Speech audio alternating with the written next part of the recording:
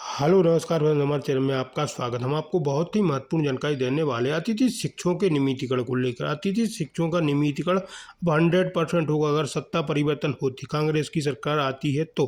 क्योंकि केसी पवार जी ने स्पष्ट बात की है कांग्रेस की मंत्रियों से, कमलनाथ जी से। तो कमलनाथ जी ने स्पष्ट बोला है कि हम आपको लिखित में देंगे और मीडिया के सामने स्पष्ट बोलेंगे कि अतिथि शिक्षकों का नियमितीकरण इस डेट में किया जाएगा। ठीक है, अगर इनकी सरकार बनती है तो कंफर्म होगा कि अतिथि शिक्षकों का नियमितीकरण किया जाएगा, डेट भी दी जाएगी और सभी मीडिया के सामने स्पष्ट बोला जाएगा, स्पष्ट किया जाएगा। ठीक है फ्रेंड्स, ये बहुत ही महत्वपूर्ण खबर है। मैं पूरी विस्तार से आपको जानकारी देने वाला हूँ। ठीक है, क्या बात की गई है, क्या बात हुई है, अतिथि शिक्षकों का नियमितीकरण होगा भी तो कब होगा, किस तरीके से होगा, इसके बारे में पूरी विस्तार से मैं जानकारी दे रहा हूँ। और नेशनल मीडिया में केसी पवार जी ने क्या कहा और प्रदेश के अभ्यर्थियों का क्या कहना है अतिथि शिक्षकों का, पूरी विस्तार से इसके बारे में मैं जानकारी दे रहा हूँ। आप वीडियो में बने रहें। वीडियो अच्छा लगे तो लाइक और चैनल को सब्सक्राइब जरूर कर लें। ऐसी अपडेट पाने के लिए पूरा वीडियो जरूर देखें, वीडियो में बने रहें। तक ज्ञानेंद्र सिंह जी हमारे साथ में जुड़ चुके हैं। ज्ञानेंद्र सिंह जी, सवाल वही है। एक तरफ तो आप जब आंदोलन किए थे, सरकार ने से बात हुई, अतिथि शिक्षक ये नहीं चाहते थे कि जस की तस सुधे उन्हें के रख दिया जाए, बल्कि उनका मान्यता था कि इस व्यवस्था में उन्हें बोनस अंक मिले और बाकायदा वो मेरिट के बेस पर नियमित हो। लेकिन सरकार ने किसी बात का ध्यान नहीं दिया। जी सर, हम लोग ठगे गए हैं। आज तक केवल ठगे गए हैं। सरकार ने हमारे साथ झूठ बोलने के अलावा कुछ नहीं किया है। ये मेरे पास पेपर्स रखे हैं। जब उन्होंने अंत्योदय मेला रायसेन में घोषणा की थी कि 2005, 8, 11 में जो भी अति शिक्षक पास होगा व्यापम परीक्षा में, उसको नियमित शिक्षक बनाया जाएगा। ये अभी भी पेपर रखे हुए हैं। लेकिन इन्होंने केवल झूठी घोषणा की। वोट बटोरा हम लोगों की स्थिति जस की तस है। पहले हम लोग 2500 रुपए पाते थे सर। मैं उमरिया जिले के बांधवगढ़ क्षेत्र में हूं। जिस स्कूल में मैं हूं, छलवार हाई स्कूल है। अब इन्होंने एक साला एक परिसर बना के बहुत टीचरों को घटा दिया। शिक्षा का स्तर गिराने का काम किया इस सरकार ने। एक साला एक परिसर आपने बना दिया तो प्राइमरी, माध्यमिक और हाई स्कूल में केवल हाई स्कूल भर के रह गए। प्राइमरी को कौन पढ़ाए? मैं प्राइमरी स्कूल में था सर। 13 साल की सेवा मैंने दी। और आप जान लीजिए, जिस क्षेत्र में मैं हूं वहां 4 लोगों को बाघ खा चुका है अभी तक। बांधवगढ़ एरिया में हूं सर मैं, बांधवगढ़ एरिया में। और अपने गांव से 12 किलोमीटर दूर जाता हूं। इस समय वर्तमान में 5000 रुपए मिल रहे हैं। इतना शोषण मुगल काल में नहीं हुआ सर। काम के बदले मजदूरी उस समय भी दी जा रही थी, लेकिन आज इतना और आपके में किसी की ज्वाइनिंग हो जाएगी तो आपको हटा देंगे। ज्वाइनिंग हो गई है। मेरे यहाँ 4 तारीख को आए हैं टीचर, तो मैं 4 से ही जाना, 4 को गया था, इसके बाद जाना बंद कर दिया मैं। अब क्या करें सर? 5000 रुपए में बताइए कोई काम करेगा? ये सरकार केवल ढिंढोरा पीट रही है। हमने इतने लोगों को दिया, इतने लोगों को भर्ती किया। ऐसा कभी भविष्य में हुआ है कि प्रधानमंत्री उनको बताएं, मंत्र बताएं? प्रधानमंत्री क्या मंत्र बताएंगे उनको? जो टीचर है, जो राष्ट्र का निर्माता है, उसको मुख्यमंत्री और प्रधानमंत्री मंत्र बताएंगे कि आप ऐसा करिए, ऐसी ट्रेनिंग करिए? इसके लिए बाकायदे इकाई बनी हुई है। आप लोगों ने शिक्षा के स्तर का गिराने का काम किया है भाजपा सरकार ने। हम लोगों को जैसे ही इन्होंने हटाया, ये बताइए कि 13 साल की सेवा देने के बाद, जीवन का सबसे महत्वपूर्ण समय देने के बाद अब हम कहां जाएं? जब आदमी ग्रेजुएशन करके निकलता है, तब से हम जुड़े थे। हमको लगा व्यापम परीक्षा पास भी है, शायद इसी में भला हो जाए। अतिथि शिक्षक की व्यवस्था कुछ दिन के लिए होती है। अतिथि जिसकी कोई तिथि ना हो, 13 साल तक कोई अतिथि नहीं रहता। यह सरकार केवल झूठी घोषणा की है, केवल झूठी घोषणा की है सरकार ने। और हम लोगों से वोट बटोरा है, इस पूरे प्रदेश से वोट बटोरा है और कुछ नहीं किया इसके सिवा। हमारी हालत ये हो गई है, अब हम कहां जाएं सर? बताइए। आज हम 40-42 साल के हो रहे हैं, कोई हमको काम में रखेगा? बताइए आप। कोई नहीं रखेगा। और बिल्कुल ठीक कहा आपने। पवार साहब, आप हमारे साथ में जुड़ गए। पवार साहब, मेरी आवाज आ रही है आपको? बिल्कुल आवाज आ रही है शंकर जी, आपकी आवाज आ रही है। जी बिल्कुल आवाज आ रही है। पवार साहब, आप तो इस शिक्षक संघ के पूरे प्रांतीय अध्यक्ष हैं। आंदोलनों को आपने लीड किया। कई दफे सरकारों ने, नेताओं ने अतिथि शिक्षकों का मुद्दा उठाया, मसला उठाया। लेकिन अब चूंकि 12 साल के बाद शिक्षक भर्ती होना भी ठीक है, चयनित शिक्षक हैं तो सरकार का काम है। पद 2 लाख से ज्यादा खाली हैं मध्य प्रदेश में गजट में। उतने पद सरकार निकाल नहीं रही।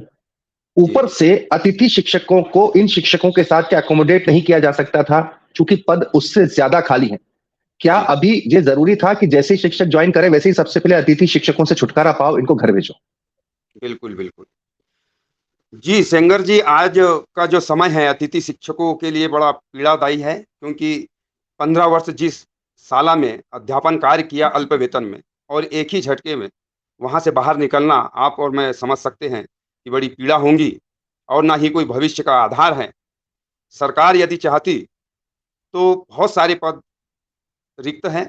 हमने RTI लगा के पूछा था, उसमें 1,19,000 पद रिक्त हैं। यदि सरकार चाहती तो हमें कहीं भी समायोजित कर सकती थी, जैसे कि पूर्व की सरकारों ने अन्य विभागों में जो किया है। जैसे पिछली बार जब आबकारी मध्य प्रदेश जी। सरकार आबकारी दुकान चलाया करते थे, तो उस समय आबकारी जो दुकान थी उनके सेल्समैनों को शिक्षा विभाग में समायोजित किया गया था, जो कि कोई तालमेल नहीं है आबकारी और शिक्षा विभाग का।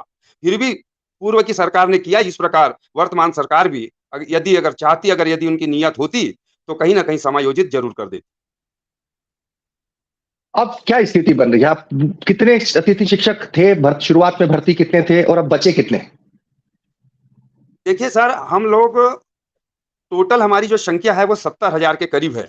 इसमें पिछले बार 21 में नवंबर में 12,000 लोग निकल गए थे अक्टूबर में। उसके बाद ये अभी नई लिस्ट आने से 11,000 लोग बाहर हो गए हैं। और जो लोग हैं वो भी अगर ऐसी लिस्ट आती रही तो हम ये समझे कि हमारे भविष्य में तलवार लटकी हुई है। अब हमने सरकार से आवेदन, निवेदन, ज्ञापन, आंदोलन, रैली, धरना प्रदर्शन, भूख हड़ताल, सारे हथकंडे जो थे एक जो लोकतंत्र में जो एक जगह दी है कि ऐसा होना चाहिए, हमने वो सब कर लिए, परंतु हमारी बात कहीं भी नहीं सुनी जा रही। हमने तो बस अब 2023 को टारगेट रखा है कि यदि अतिथि शिक्षकों का भी हमने एक जो आगामी 16 अप्रैल को हमने सुना है कि माननीय मुख्यमंत्री जी सभी संगठन के लोगों को बुला रहे हैं। यदि अतिथि शिक्षकों के प्रतिनिधि मंडल को यदि 16 अप्रैल को नहीं बुलाया गया तो हम ये मान लेंगे कि ये सरकार की नियत अतिथि शिक्षकों को देने के लिए नहीं है।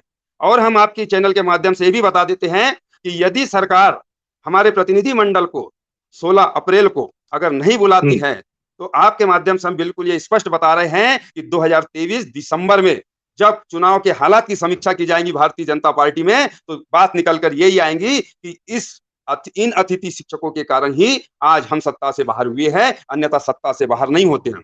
हम आपको एक बात और बताना चाहेंगे आदरणीय सेंगर जी, क्योंकि हम 70,000 वोटर नहीं है, हम 70,000 सामने वाली पार्टी को कार्यकर्ता मिल रहे हैं, क्योंकि वोटर केवल वोट देने का काम करते हैं। हम 70,000 लोग हम मंच पे जाने को, मंच पे बोलने को, रैली करने को, प्रचार करने को हम स्वतंत्र है, क्योंकि सरकार ने तो हमें एक झटके से निकाल रहा। ना हमारी कोई वेतन वृद्धि रुकने वाली, ना हमें कोई सस्पेंड करने वाले, ना कोई टर्मिनेट करने वाले। तो आप अंदाजा लगा लीजिए कि जब 70,000 एजुकेटेड लोग जब सरकार के खिलाफ अगर रोड पे आएंगे, जनता के बीच जाएंगे, तो हम कितना बड़ा वोट बैंक प्रभावित करेंगे, ये तो आप पत्रकार होने के नाते बहुत अच्छा गणित लगा सकेंगे।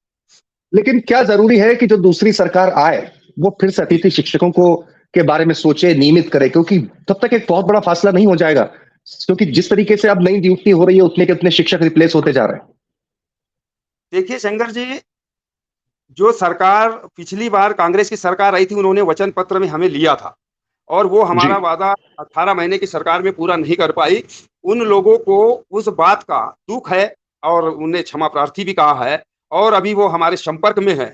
और इस बार उन लोगों का कहना है कि हम लोग आपको बुलवाकर बकायदा मीडिया के सामने कि हम कब करेंगे और कैसे करेंगे, इस सारी पटकथा उनके द्वारा लिखी जा रही है। चलिए, ज्ञानेंद्र सिंह जी कुछ कहना चाह रहे हैं। ज्ञानेंद्र सिंह जी बोलिए।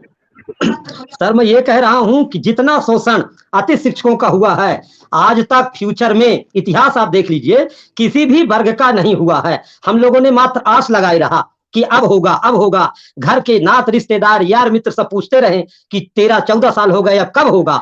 तो हमने क्या किया? केवल बताने का काम किया कि होगा। आशा से, यही आशा अटके रहे हो वाली गुलाब के फूल।